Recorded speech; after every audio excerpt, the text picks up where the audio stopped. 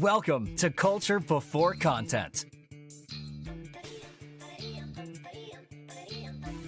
Culture Before Content, from Music for All and presented by Yamaha. And now, here's your host, David Duarte. Hey, welcome to the show. As they said, I'm David Duarte. I'm your host.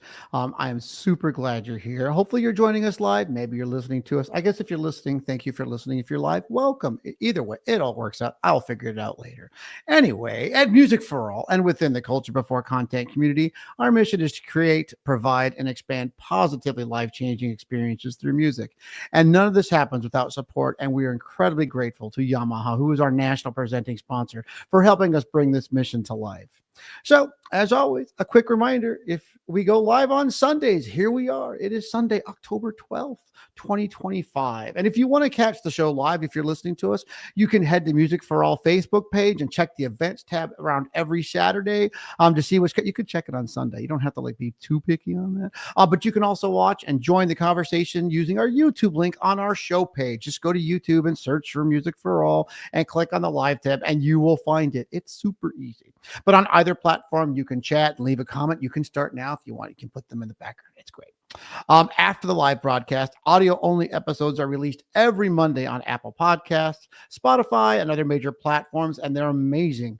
They sound great in the car. Listen on the way back and forth to work. Unless your drive is really short, then you might have to listen like 4 or 5 times. But no matter what, for audio and video, you can find all of our episodes at musicforall.org/podcast. All right. I am super excited for this week. I think I'm super excited every week, but hey, I am really excited this week. We have a tandem today. We have David and Rachel Puckett.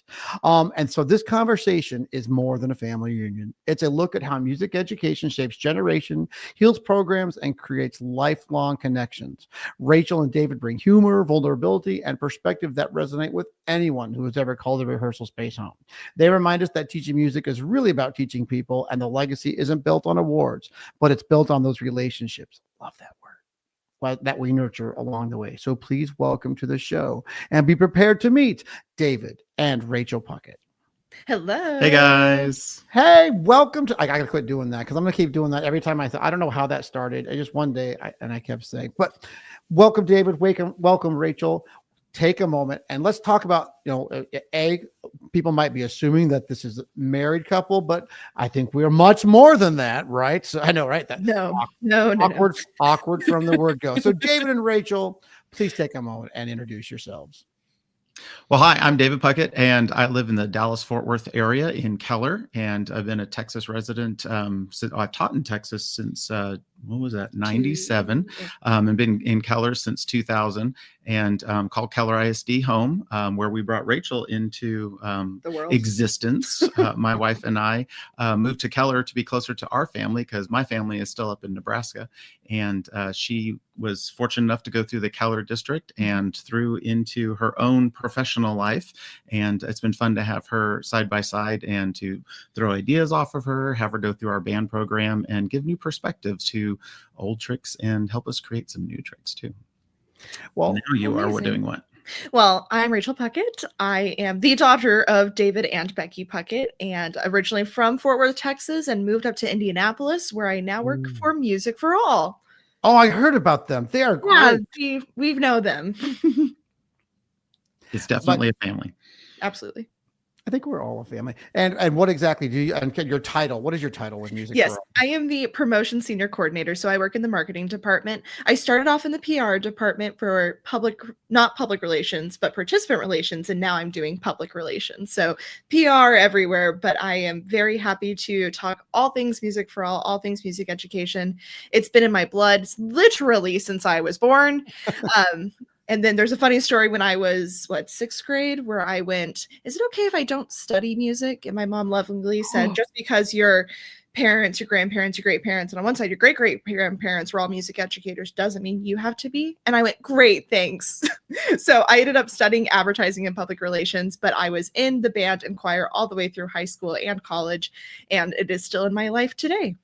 So I'll make you laugh. I'll do it backwards for you. So I started college as a marketing and finance major for 3.5 years. And then one day decided You know what? I think I'm supposed to be a music teacher. So I did the opposite direction. And again, I never looked back from the word go. But thank you, both of you, for being on the show today. So let's just start this. Let's talk about why you are here, that amazing relationship that you two have and what that means to you. I mean, let's talk about, dad. We'll call you dad. What makes that relationship so special, and how do we as music educators learn from what do you have for us today? Well, I was very fortunate to get a head job pretty early in my career. I taught high school for a few years, and then when moving up here, there weren't very many jobs open, and a new school was being built just literally on my drive to work every day. And I'm like, hey, I have to throw my hat in the ring. And I opened Indian Springs, and I was always like, I'm going to do high school and then maybe go back to college, and didn't realize that middle school was my peeps, and they really are. I never looked back. And you're dealing with the kids of tomorrow. You're dealing with families that are just like, they're sending their best to school every day. And then you look at them and go, how can I help this? Like everybody brings their own baggage. Everybody brings their own thing. And I was always very passionate about teaching band.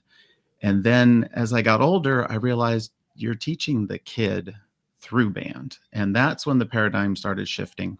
And I really started looking at them. Okay, like how can we take what I'm doing and what I'm asking, but also make it very life worthy?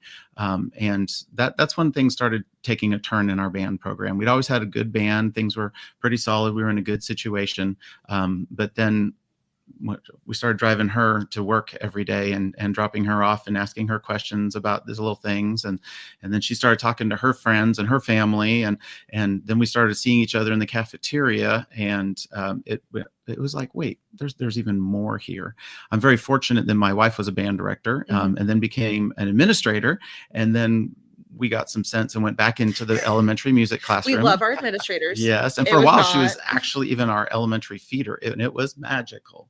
And my father-in-law has been around marching bands of America since Bands of America, before Bands of America, when it was Marching Bands of America.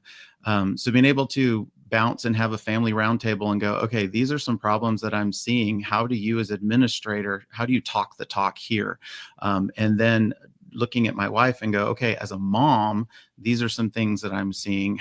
What do you like? And her giving those opinions from both sides, having been an administrator and a mom and this. And then when Rachel was actually getting to the middle school age, that's when things really started clicking for me of like putting the magic back into the rehearsal. And it wasn't just about the notes and the rhythms, but all of the relationships that go around it. Oh, that's like music to my ears. No, I guess pun intended. I'm not sure how that worked there, but because I always believe that we talk about notes and rhythms all the time, and that's like the two things not that we're not supposed to teach. Those are the things we're supposed to assume are in place, and all the things that go around those. And maybe we could have a podcast down the day going past the notes and rhythms and what that means to you. But how is your having your own daughter? How has that shaped? How has that shaped who you are? I mean, I guess it's kind of like the before and after. Before you had family, and after you had family. Because I think life is the best experience ever, and it changes us, right? And it's those magical moments that make it happen. Are there any moments that you remember? Anything like what changed for you over the course of your years? I think what really triggered it is when I saw myself through her eyes. For those of you that don't know me, I'm very much an introvert. I would be very happy staying at home pretty much any time with my dogs and just being. And I had to become an occupational extrovert. You want to talk about your friends and yes. Me? So you would never ever guess it if you see him in the band hall that he is introverted, because it's loud and exciting and moving, and we're keeping attention and keeping going, and there's jokes, and suddenly there's candy thrown at you at the end of the rehearsal, and you're like, what's going on? In the best of ways. But then that wasn't the dad that I knew at home. Like, that was dad on vacation, but at home it's just like, okay, did you have a good day? Yeah. Okay, cool. We'll talk later. Like, it's very relaxed. It's a different environment. And so whenever I had friends who would come over for sleepovers and were band kids, because I was friends with the band kids, they were like, is he okay? Like, is everything okay? And I'm like, yeah, why are you asking? And they're like, he's so quiet. And I'm like, yes, he spent all his energy at school. Remember rehearsal today? Like that's why we're here now. So we love to joke about the occupational extrovert. Yeah, it all became about making the relationships more of a priority before the rigor. Because as we all get start chasing the trophy or start chasing whatever, it's not all about that. And it's nice. I've had some fortunate successes over the years, and to look back and go, okay, we did that. But it wasn't about that. And it's easy once you've been there to look back and kind of put things in better perspective than when you had it before. And I think once you start seeing the relationships build and they're building relationships with each other, and the cultures then shifts into an us we rather than an I me. Mm-hmm. One of my best mentors came into my classroom and goes, "Oh, honey, you're working so much harder than your kids." And I kind of had to process that information. And it's like, how can I flip the script that they're just as invested in it as I am? And I know band isn't for everyone, and not everybody's going to go out into a band career, but you can take those successes and those life skills that you build in the band hall about being on time, about being responsible, about being accountable for your actions. And you can apply that to whatever profession you're going to be in. I'm the example of that. Yeah. I wasn't a music major, and though I was in all the ensembles and everything, those principles is what helped me excel in the career that I have, and even in college and everything before that. It's because I'm a band kid that I get to do what I do, not I'm a band kid, therefore I must do music. I can't, it's funny because I think of all of my band director friends that have children that have gone through their own programs. And I always wonder because, you kind of have this assumption that when a band director's kid goes through the program, that you guys have some bonuses that we don't get as not related. But I mean, my question actually is for you, Rachel, which is, were you the unintended consequence of being able to give dad feedback about things? And was that an impetus of change for you, David? But I want to start with Rachel. How was it, what was your first experience? Because, you didn't start kindergarten. Hey, I've got band class today. I'm going to, so, you had, what, 6 years before you got into band class. But, when you first had dad, what was that feeling like? And, what kind of feedback did you give dad? And dad, then it's like, how did that change you? Well, I didn't start off with, okay, Dad, I have some notes about class. It wasn't a formal conversation. It was more existing within it. And actually, it started when I was in children's choir with my mom. And I've been in music ensembles, whatever it may be, with parents. And for me, that was just a normal thing. And so it's like, yeah, your mom teaches the art class. My mom teaches the music class. My dad teaches the band class. So I didn't at that time know any better. And then whenever I got to middle school, it was truly just conversation of like, oh, my friend said this. And he took that and went, oh, therefore that means, in a way that when you're in middle school, you don't know what that's going to mean yet. But then I felt very validated in being able to give feedback whenever he asked for it, even whenever that costume was really silly. If you're watching the live stream right now, we have several silly costumes on there. Occupational extrovert. You got to find a way. A lot of people, and even me, would be like, oh my gosh, that's so embarrassing, Dad. I would go, yep, that's my dad. And it was a fun experience too. It wasn't going into it going, I am here to be the feedback. It was going into it going, that's my dad, but also that's Mr. Puckett. It wasn't in rehearsal. He was the teacher. I wasn't going, Dad, from the first row, because I'm a flute player, and be like, I actually don't think that it was a rehearsal. It was, that's my director. And he didn't grade my assignments because obviously he has a bias. And so a different director graded my assignments. And I didn't like practicing at home in front of them, because both parents, because I'm like, they know what this is supposed to sound like. They're not just like, oh, good job. Well, you were very supportive, don't get me wrong. But it was, oh gosh, they know I'm not counting that rhythm correctly. And they yelled through the door that it's a dotted quarter eighth instead of whatever. So we had a lot going, circling back to the point. It was not intentional feedback, but just through lived experiences, as you do if you live with a musician, you're going to have feedback for each other. And So it's David, listen to your kids. I try to listen to my students all the time, but until we live through the 5th and 6th grade math dramas, until we live through the like long hours of homework, and we go, oh, we start getting it that like as a director, oh, they don't have that time all the time, and how can I set my students up for success, setting goals that are long, like little baby steps that lead to a long-term goal that I really need, and if there's little mini fails along the way, it's still in a safe environment. Trying to set up getting rid of the gotchas, I called it. Like there's no grade that was like, okay, this is I'm gonna make sure these kids practice. I'm gonna get them with this grade or this assignment. It was, I need a certain amount of skills for the end product by the time they go to the high school, and I'd like them to do X, Y, and Z along the way. But if they only get to LMNO, well, okay, that's where they are. But it's not the end of the world. Like we constantly set them up. I set the bar, but not the ceiling. Like here's where we'd like you to be, but there's still this much more you can do. So just keep pulling them along and encouraging them along the way, every step of the way. Well, and also family obviously is the two of us, but family is also feeder programs, and you do a great job of setting up the feeder programs for success as well. And listening to the feedback of the students who have moved on to the high school level, and it's like, oh wow, that one thing didn't work. Okay, so now with my beginners, I'm going to make sure that I adjust this way.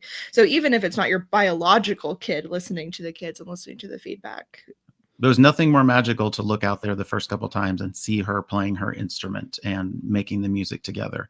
And she was part of some of my most magical years in that we were selected for the Sudler Cup, and then we recorded for Midwest, and then she went to perform with Midwest with us, and then she came back and performed at TMEA with us. And there was just chunk, those big step forwards was because it all started with going and talking to her in the cafeteria. We were on 2 campuses. My beginners, I don't get to see every day. I only got to see them every other day.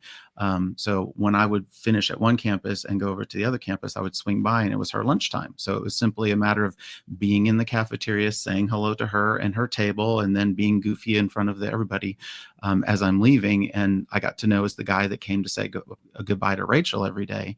And that started the questions.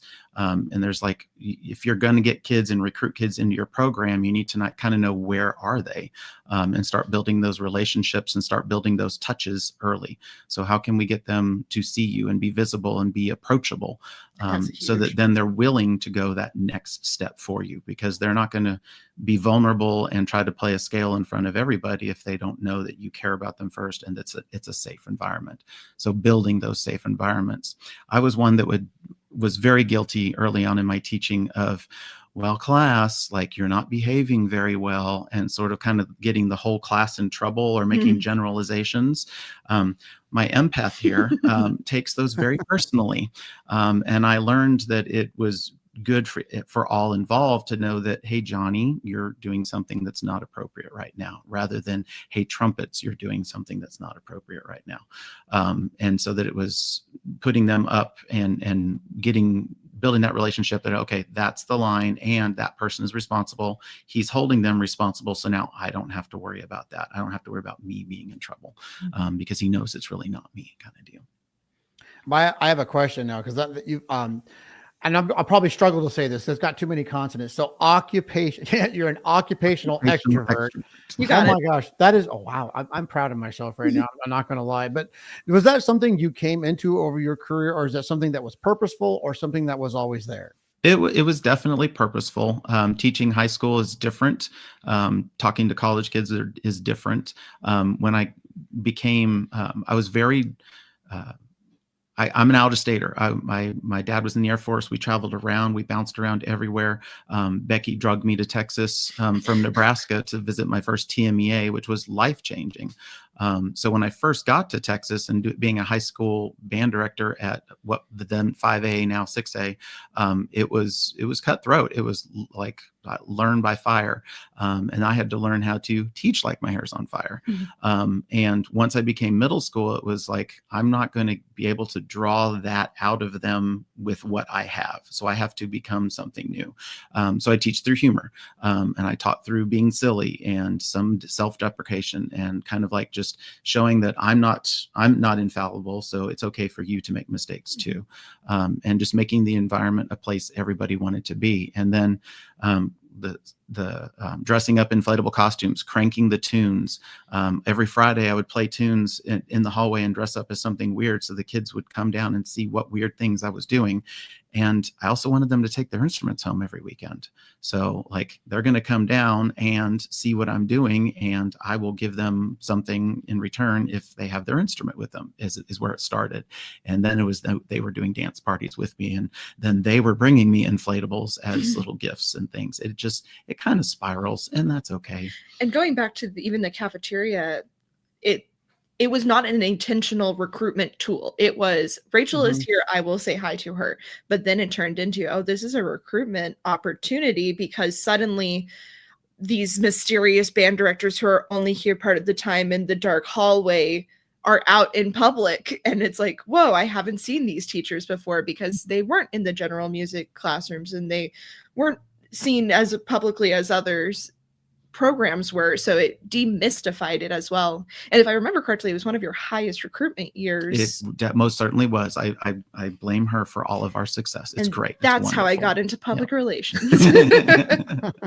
And we're big Disney fans, and so I started reading a lot about Disney and books on the training and the leadership of Disney. And I basically was trying to figure out how can we make our band culture Disneyfied, and how can we get systems and processes in place that are repeatable and reliable and kid friendly. Like, are we attracting who we want to attract it within our program, and are we making an environment that the moms and dads that talk over coffee, they are like, oh, the band, yes, they're going to hold them to a higher standard, and just kind of the talk where it keeps building upon itself. And those can be some of your best advocates and also the others. So you kind of have to make sure. And that's what's great about having a round table with administrators and parents, is like, as a parent, I want to know that my kid's part of something that's bigger than them, and is part of something that like really is reliable. And we tried really hard to be that on our campus, and not just do it, but do it at the best level we possibly could. And every time we did something, I was like, well, we did that wrong. How can we make it better next time? Or we forgot that detail. And every time a parent comes to you with a problem that's built on some kind of truth, those are the ones that sting the most. So you try to like, okay, I'm going to learn from that as a teacher and a human, and we're going to put things in place that at least we won't make that mistake again. And I think that's where I see now, being on the other side of the podium, where I get to get into everybody else's band hall, bringing that perspective. I highly recommend young teachers get into someone else's rehearsal, y'all. See somebody that, like, if you're having discipline issues, like, how does someone not do that? And what does their environment look like? What is setting them up for success? Or even if you're like, hey, I've got a pretty good thing going on, or you're in the woe is me, but it's still pretty good, go somewhere else that it might not be, because you're like, I was very, very guilty of always saying, okay, seeing the negative, because where can I improve? And then you go out in someone else's class and like, well, every place has its problems. Yep. These are my problems. I was just thinking because I was talking to a student the other day, and like, remember, I have had, well, you don't have to remember because it's new, but I've only had 21 days at my new job. And so I'm 21 days into and I'm getting to learn the kids. My co-teacher, who is also guest 59, chimed in. Student feedback is so vital. And we are learning a lot from each other, watching each other teach, just kind of like, sharing ideas. And I was thinking to myself, I was talking to a student who was auditioning for WIBIC, which is a huge thing up here in the Pacific Northwest. I always tell people, check it out. Also, I wanted to shout out for TMEA because that was my life-changing moment. 1990, my friends all were from El Paso. They said we should go to this thing called TMEA, and they were not kidding. I got to meet Roger Emerson. I mean, all these things that were amazing. My plug for TMEA as well is that's where I first interacted with Music for All, because I interacted before I was ever in the programming, and that is where I got information about camp. And then suddenly I went to camp, and I went to festival with the band, and I was a BOA band, and so I would not be in the job that I am today without TMEA. So everybody come to Texas. It's a thing. But I was gonna say, I was talking to, they were prepared because they have to record their auditions to send them in. And I was, we were talking about it again, I am new. And I was saying, stop trying to be perfectionist and stop recording over and over again. Just record it like 2 or 3 times and pick the best one and send that one in. And it's one of those things that you learn, as you were saying, you have systems in place, you have improvement in place. And how do we offer that advice to our students? How do we get, how do we teach kids? And so, Rachel, you just got me to thinking, you see bands from a different perspective now that, you've gone through it, you've had the family side of it. What are some of the things that you would say, and maybe even new to your dad? Like, what advice do you have for band directors about just those relationships and anything that you see? There are a lot of things come to mind. The first, I want to piggyback off of your recorded a few times for any students listening. Whenever I had my college audition, I went in person because it was the last in-person day, and I was deathly ill, and I just was trying to survive, and that saved me because I am such a perfectionist that I would have critiqued every little part of it. And the fact that I just didn't throw up was the win of the day, and it turned out great. I had a great audition that otherwise I'd be so scared for. So great advice. Definitely just trust your ability. Now going to your question. We can go away. No, I love it. I have the very unique position, specifically at Bands of America competitions, championships, that I get to check in bands at band check-in, and they come to me very nervous and excited, but usually there's a lot of anxious energy, and it's really, really, really easy for me to be on the other side of the table and say, oh, don't worry about it. You just get to perform. Because from my perspective, whoever gets first, whoever is the end of the day, they all got a performance opportunity. And so my perspective is very, yay, I'm glad we're here. I'm glad we're making music. I'm glad we're getting better and learning the life lessons over what number you get at the end of the day. And I know the numbers are important. I'm not dissing on the numbers, but I think there's so much more that we get caught in. I didn't get this placement. I didn't get this score. I didn't win this caption. Growing up in the environment that I do, though we were highly successful, it's because that was the goal, but that wasn't the reason for doing it. You're doing great things because you want to do things great, not because you have to get the 100%, because you have to achieve this certain thing.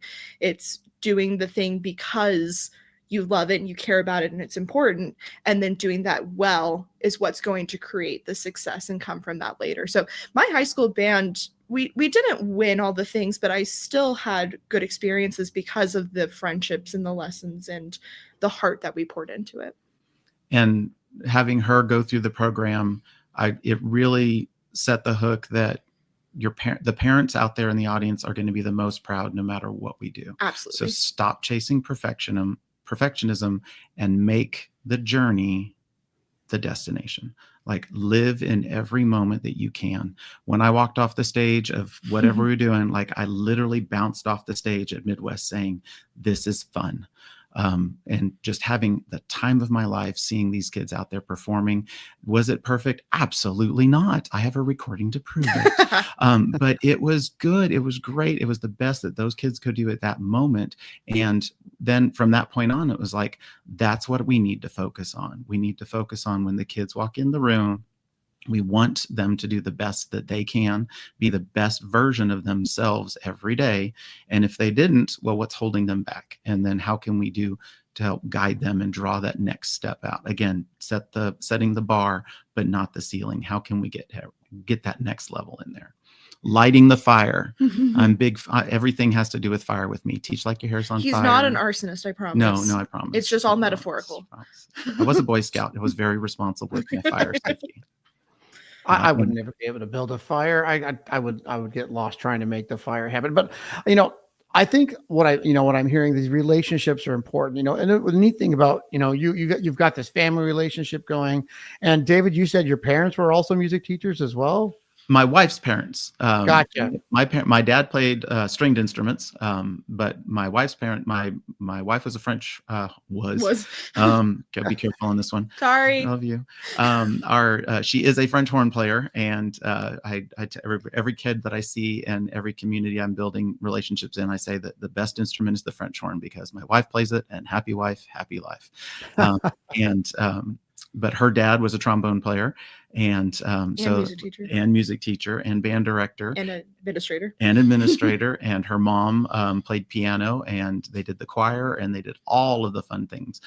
So there's lots of musical background on her side of it. And Uncle Tim was just Uncle Tim. I didn't realize who Uncle Tim was until I got into the band world and realized, okay, got it. Next, yes, got who you. Who is Dr. Tim Lotzenheiser, for those of you listening at home, the incomparable.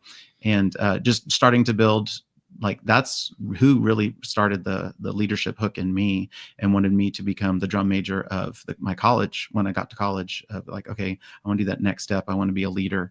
And then that really solidified. I want to be a educator over a performer or a player on my trombone. Yeah, and I was thinking about those things about when you have people in your family that are musicians, and that helps bring some bias in like some of the things that you do in the classroom. Do you feel like being around so many musicians in the family helps you? What has having the family relationship brought to your classroom? Many views. Like, we would sit down and I would say, okay, this is a problem I'm having. And it was less pedagogical. I usually would seek that information out from peers and mentors. And I've got being where I am, there's so many great programs within a stone's throw. But it was more the emotional and the relationship, and hey, you should go talk to the school counselor about this kid rather than trying to take that on yourself, or you should seek what your administrator has to say on this situation because this is something bigger than you. Because I was notorious for not asking for help and trying to solve my own problems, and then that burden becomes way too much for anybody to carry over time. So just being able to come home and have those conversations about classroom environment or things like that were really, really helpful. Well, and also a note on, you said bringing it home. I remember there were a lot of times that you get to school early and you stay late, but I wasn't in the program yet. So for me, it was just like, okay, bye. And I don't remember if you made the intentional switch or if I just remembered it, but making the intentional switch of, okay, it's family time. Like, we love band. There comes a point we need to stop talking about band. There comes a point where we need to just plan our next Disney trip and watch a movie and go to the theater. And there is a time and place for both. And I think that it's important to, though we breathe all of the things all the time because we're musicians, it's okay to put the baton down every now and then. Absolutely. Do you have any secrets for that life balance? Because I think that all of us need to hear that from time to time. Like, we can get so caught up, and I'm thinking, that now that we're in a new school year, I think of the difference. I'm a whole different human between summer and when school starts. And then I just have to remind myself, how do you as a family find that balance? Always have your next Disney trip planned. That's what I'm saying. That's your balance. That's my wife's answer, and kind of mine too. But anyway, moving on.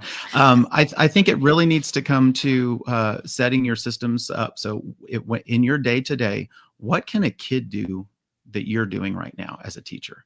And if a kid can do it, why are you doing it? Train them to do that. Have systems. We have a problem solving station. Like, what is the most common question that you get asked on a weekly basis? And can you set a table up that has all of those answers? Pencils, hole punch, oil, grease, whatever it is. Like, just have something that they can do. If a kid can't do it, what is something that a parent can do? And ask your parents, like, set out a needs list. Always have an Amazon wish list ready to go. Always have the calendar, the volunteer for the entire year. Have that ready to go. So when those are needed, they're not. And then have a go-to mom or dad. We set up a kind of like a section leader for each parent. So like like if you have a saxophone question, here's a parent who has an 8th grader or a high schooler or that went through our program that you can call and get have parent talk with, rather than Like when the director says this, what does he really mean? And just have a system in place that there's those parents that can be a buffer or a go-to or an emergency situation that they take care of. And then who's taking care of you? Like, we're very fortunate in Texas to have extra hands that are also band directors around or paras or something like that. And if I didn't know how to solve something, I'd go talk to my private lesson teacher, or I would go up the road and ask somebody or get on the phone and call. So don't take the responsibility all on yourself, and then only do the things that you have to do, like legally required to do because of confidentiality or money or safety or things like that. But then unplug, have a time and make sure. And that for me, that during the year, by the way, I failed at this miserably, y'all. Like, this is the voice of experience, not always action here. Nodding out of love. Yes. Like there were many all-nighters in my career that I would pull on Sunday night, trying to get every assignment listened to and every assignment graded so that I could start the new week ready to go.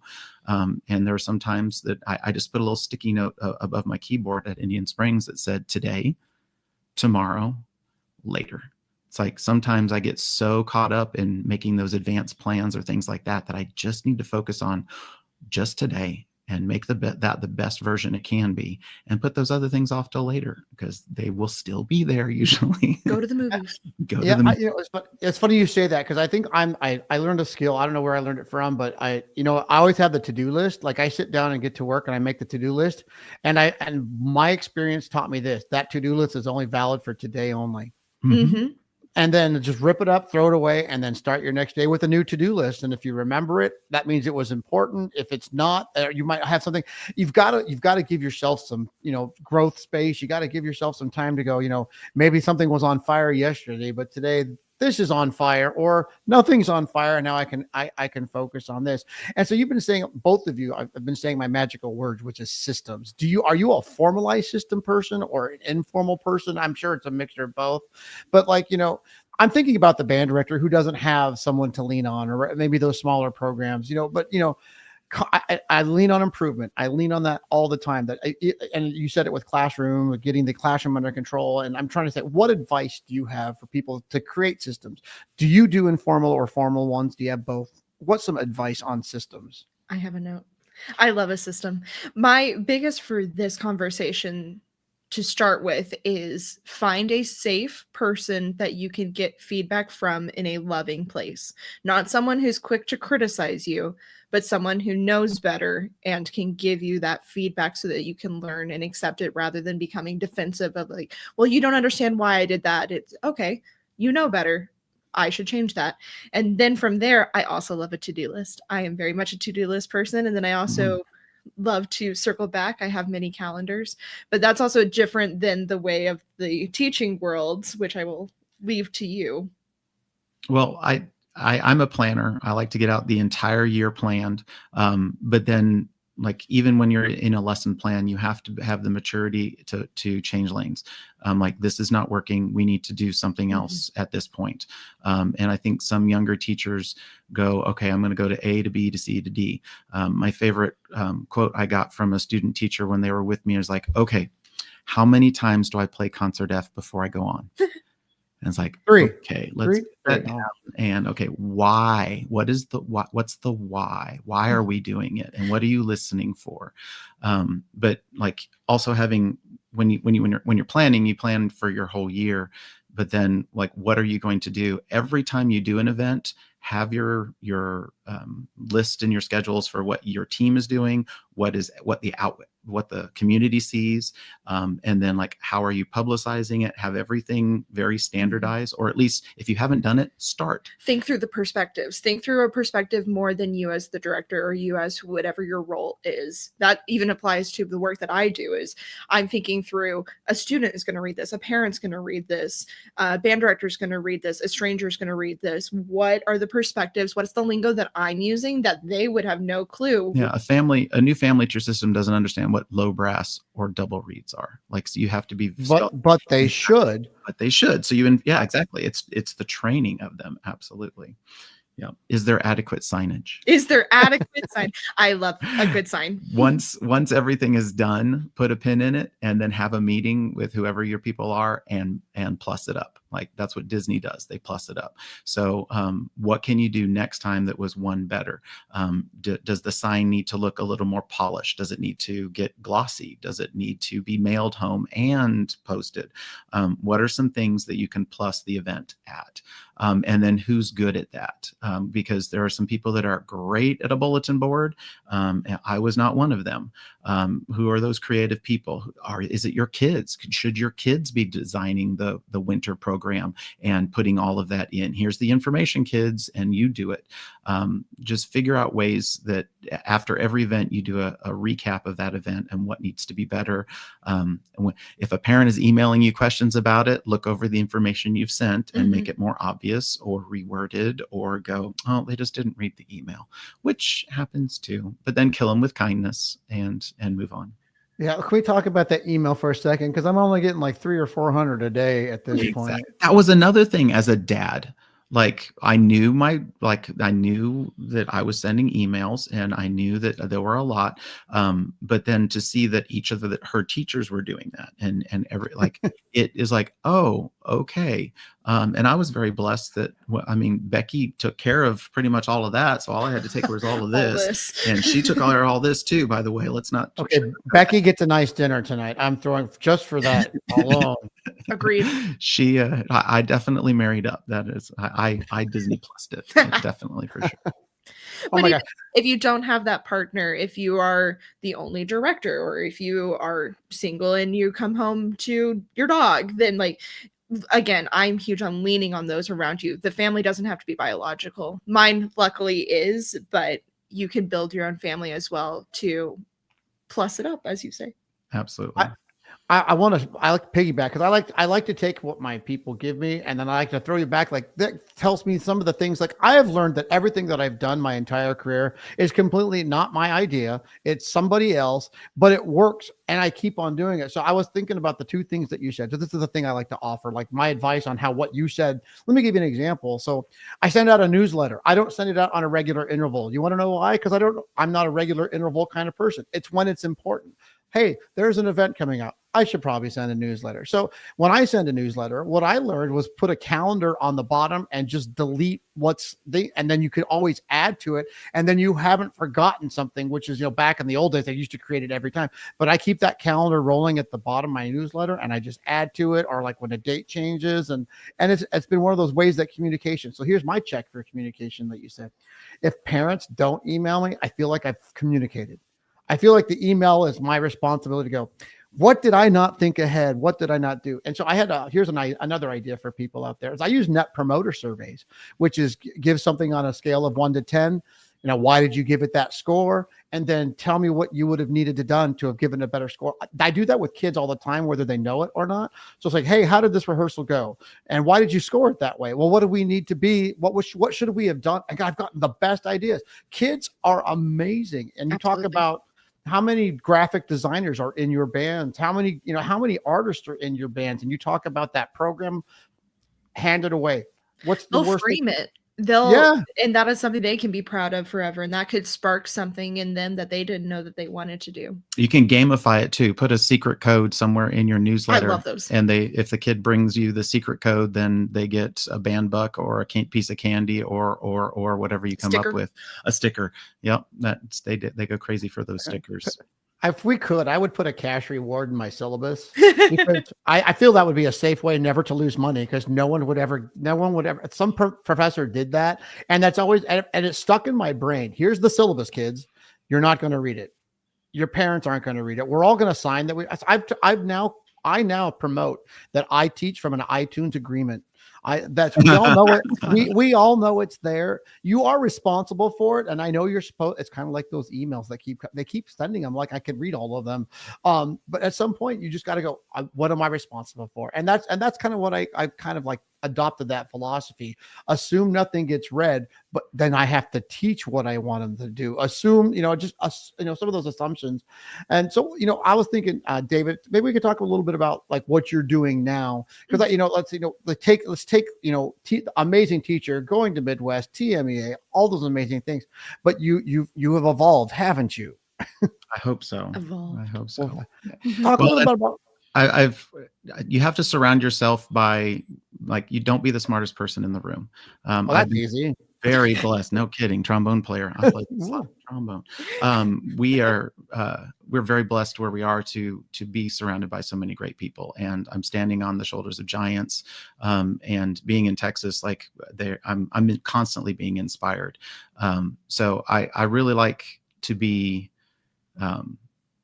I hope to be paying that forward now and getting out of my one band hall and where I affect a couple hundred kids a year into a bunch of in the band hall where I'm affecting a couple hundred kids a week. So, which is really wonderful. And better yet, like those educators, like when they feel like they're the only people fighting this battle, and it's like, nope, everyone's fighting this battle. You're not alone. I fought it for like 27 years or whatever. It's just giving those perspective, having a sympathetic ear at time, being a safe confidant that, like, you can tell me something and I'm not going to share it across the universe on a podcast. So I'm just kidding. But I've really enjoyed, I've only been doing it a couple months now. Formally. Yeah. That's true. I have had some wonderful band programs that have invited me over and I've gotten to do some things. But it's wonderful to go to offer insight that they might not have thought about, of kind of like what you were alluding to, like, where you're, hey, did you notice that most of the lights are out in your band hall? You should do a work order.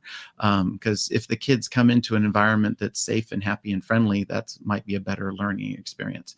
I'm not saying yours is not, but the lights are out. It's going to drive me insane at this point, because now the whole world knows I've got lights out in my band room. But in my defense, I've been there 21 days and I looked up and went, oh, the lights are out. Yeah. Yeah. And sometimes it just takes like a collective, we call them band elves. I started out going, hey, thank you band elves for helping me how did I phrase it? Thank you band elves for straightening the band hall and picking up all the trash. It really made a difference in my day. Doesn't it look nice, everybody? And they look around and goes, yeah. And then I start complimenting band elves. Well, those band elves started as me. And so, and you, and me, absolutely, because absolutely. I was around after school and you had to teach sectionals and keep me entertained. Yep. So Rachel went around and cleaned up the band hall. But then it built that, well, how do I become a band elf? And I'm like, well, they just do things that they see that need to happen. What do you see around here that needs to happen? And then just keeping a list handy on that problem solving station of things that can be done. Empty the pencil sharpener, sharpen the pencils, help your neighbor, teach. Do you hear a scale being played wrong? Ask them to teach it to you, blah, blah, blah, blah, blah. Because kids can become the best teachers of each other and their teachers sometimes. Like when I first started teaching, I just had to keep one lesson ahead of those bassoon players. Oh my goodness. They were. I think you're getting me in trouble. I'm watching the comments come through. I've got don't stop talking about the band. Craig Gustafson is my teaching partner. Now can I have an elf? We can have an elf party this Tuesday. I'm just saying. We have a costume if you need it. Yeah. Oh, well, I'll get back, Craig, because he dressed up as Peach from Donkey Kong last year. That was, you talk about those, you talk about the things, shaving your head. And for our listeners out there, there's a picture of him getting his head shaved. I like the pizza picture. I'm not going to lie. The one where you eat all the pizza, that's my favorite one. But I lost where I was going with that, but I think it's so important that what you've learned. Oh, there's the pictures. Getting a pie in the face, and there's your blow up animals. I think that's great. I dream of having that comfort to be able to do those things, because it's taking a risk, learning to laugh at yourself. Yeah, exactly. It's a learned skill, and it's something. Ever since I moved to Indianapolis for Music for All, sometimes I see these on Facebook and I just go, oh, yep, that's happening. And you are an introvert. And there are times where I'm like, who is that? Because that's not my dad. He has his face, but what? And you've definitely gotten out of your comfort zone for the sake of the joy of the kids. Yeah. And I changed jobs right at the last minute, and took over a program, and trying to bring the joy to the music making was my top priority. When I retired, I wanted to leave a culture where they walked in there and it was a collaborative learning environment where they could go out and be proud of what they were working on, be proud of who they were within that thing. And not everybody's going to be a Juilliard level person. I mean, I wasn't. they're going to come in and they're going to be the best chair mover or prop mover or whatever. But we have a program for you. We have notes for you. We will continue to show you what that fingering is, even though we taught it to you the last 3 classes. You are welcome here. And you are welcome here, and you are appreciated here. And we are going to provide a place for you to thrive. Well, how long do you think it took to find that safe space for your students? Because I think that's, all you new teachers out there, I always say this: year 1, teach, nothing else. Let the rest of it slide. Focus on teaching. Let your friends and a mentor take care of it. Year number 2, teach. Keep doing it. You got about 5 years of just teach and collect those things that you want to do better and make incremental decisions on how to make it better rather than trying to grab it all. Because again, that goes back to the perfectionist. I haven't told you, Rachel, my definition of a perfectionist, right? What's your definition? Somebody who's really annoying when they screw up. So recovering OCD, guilty. Right? Yeah. Right. Yeah. And David Coons, if you're listening, it goes back to him. It's perfect intent, not perfection. You'll get there faster, which goes back to the record 3 times, pick the best one, learn to identify that way. And then don't worry. And if the perfect intent will take you there faster than perfection, because you're going to stop every time you make a mistake. And guess how many times you're going to make a mistake? Every single time. Exactly. I am getting better on my instrument though. I keep practicing, but I Okay. am getting better. Yes. Well, and we get better as teachers, and I was the best thing. I was there not only for the kids, but also for the other teachers in that room, and trying to give them perspective of, okay, like that's out of your control. Focus on something else. And it's pick your fires, which ones are burning the hottest, which one affects you and those around you the most, and point the fire hose there.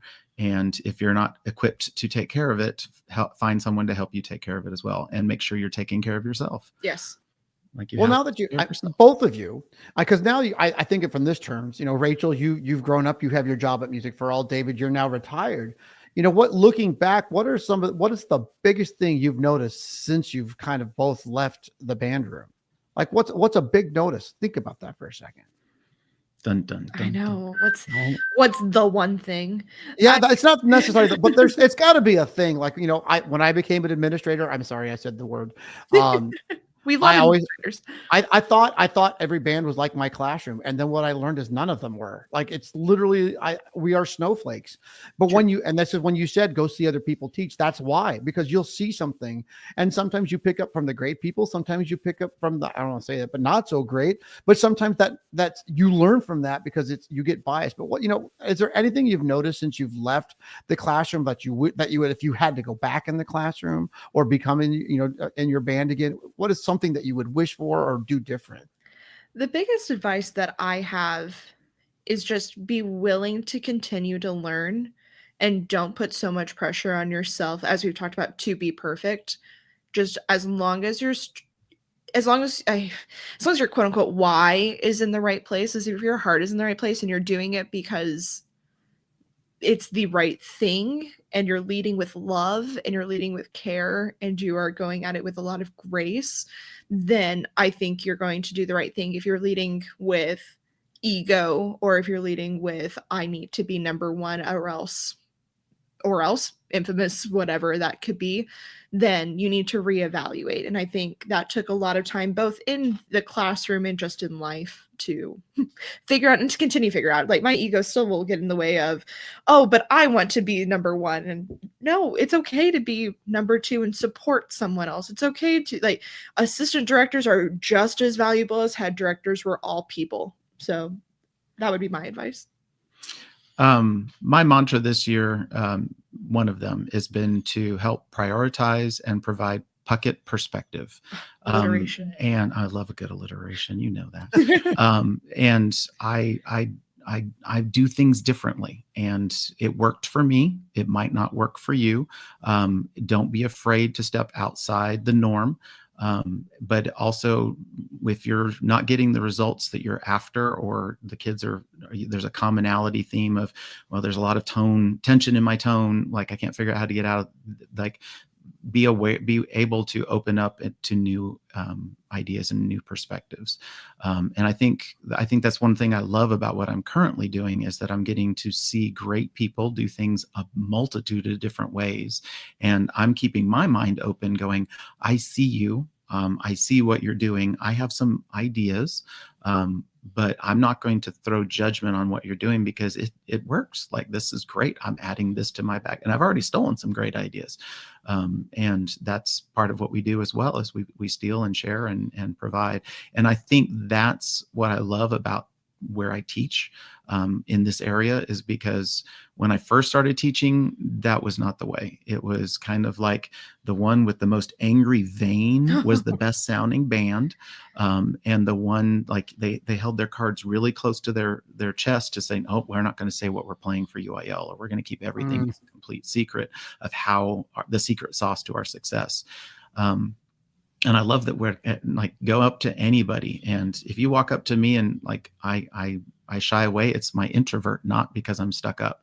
I'm very willing to help anybody and share ideas. Probably have to go to the bathroom. Yeah, that's what it is. Like, I'm looking for the closest restroom. And if I don't have something good, I might have somebody that is even better, that I'm like, hey, you need to call this person, because they are really great at that as well. Or unfortunately, 2017, the computer crash of 2017 wiped out most of my really great material.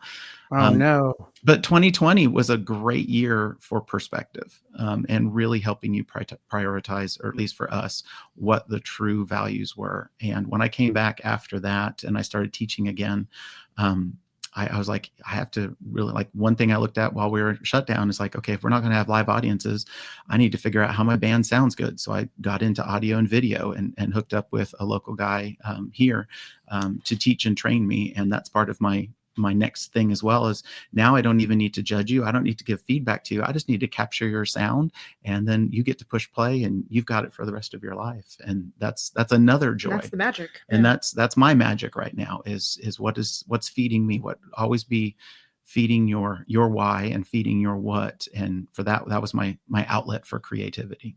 It's kind of funny because, it's, believe it or not, we've been going for 56 minutes. Just that whole time where I have to go, oh my gosh. And it's kind of like we've kind of like morphed some final thoughts kind of into there. But I want to leave, our listeners and our viewers. I guess I'm trying to be inclusive now. You're also listening or reading the subtitles.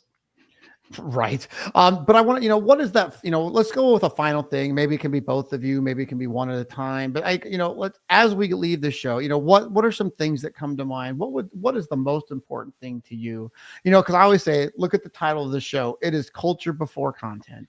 And it is obvious that we never, a lot of times people come in here, we don't talk content. We always talk culture. You've talked about relationships. You've talked about systems. You've talked about all these things that make it for you. So, what are your final thoughts for today? What is something you want to leave our audience with? Me first? Okay. This has been a wonderful conversation that's just brought back a lot of thoughts. I think the one I want to leave with is always lead with love. Don't go into things leading with ill intent, because most people are just trying their best. Everyone's just out here trying to be the best that they can, and let's help each other. Absolutely. Love it. Family first. I think that's, you have to take care of you. I'm very fortunate. My family is and understands the band world. If your significant other or your family doesn't get you, that's okay. Listen to what they have to say as well. And there's meaning behind that. You youngsters out there, take care of your finances early, take care of your health early, take care of you. You're the only one that can take care of you. And then when you need help taking care of your classroom, like, reach out. Don't be afraid to handle the rest of that. Don't try to burden that all on yourself, because that's what the great thing about this band world is we're out there building cultures everywhere, and let's share and help each other out. I was going to say, David, the older I get, the smaller our world gets. Absolutely. And like I said, we talk about people that we have in common before the show, and it's just one of the things. This world is tiny, and you never know. And the other thing, my advice, and just based off what you said, is you never know when you make an impression. Just assume you did. But oh my gosh, it's been so fun having two people on the show. I love it because it's neat to have a conversation that goes, and I could just watch her. Amazing. But I do want to take some time and share your socials, share your email, because as you said, reach out. What's going to happen? People have reached out to me. What happens? I reach back, and now I have people that I talk to, text to, email to. Sorry about my Facebook. It's my dog. It's really about the poodle. But we love it. dogs. Oh, That's the other thing. Get a Puckett dog. poodles, Get a dog. Get a poodle is fantastic. But let's start with your email. Bring that up to there. We got band.puckett and that's 2 T's for those of you that are those of you that are listening, band.puckett@gmail.com. And I believe we had some socials before. Yep. And Instagram is @band.puckett, 2 T's again, @band.puckett.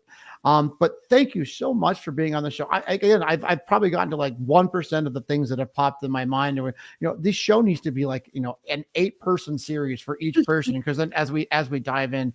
And so Rachel, thank you. I mean, Music for All is such an amazing company, and thank you for lending your time and your perspective. David, thank you for bringing your family today. And thank your wife. And by the way, she got for dinner tonight. I want to hear what she's going to get for amazing Thanks, dinner. Bob. Yeah, but yeah, thank you. I would love to again have anyone back and stay in touch, because I've already can tell from our reactions from this week, we can keep going on all of this. Fantastic. Well, thanks for having us. Appreciate you. Thank you. Thank you. Well, thanks to everyone for spending my time, and thanks for that last comment from Craig. Thanks for spending a part of your day with us. And as we wrap up, I'd love you to share this podcast on social media. It's getting bigger. It's getting better. I love it. But just so you know, I've compiled some personal resources which are available for you to use and share. I'm actually going to add my newsletters to my website, because that's some of the things people have been asking me for. And you can find those at davidduarte.org. You can also reach me directly at david.duarte@me.com. And don't forget, this episode, along with many others, what are we on now? 71. Next week is 72. Is available at musicforall.org/podcast. And thank you to Music for All twice. Thanks for letting Rachel come today, and thanks for bringing this show to life. And thank you to Yamaha, our national presenting sponsor, for making this possible. I'm David Duarte. Thank you for being a part of our culture today, and I look forward to seeing you next time.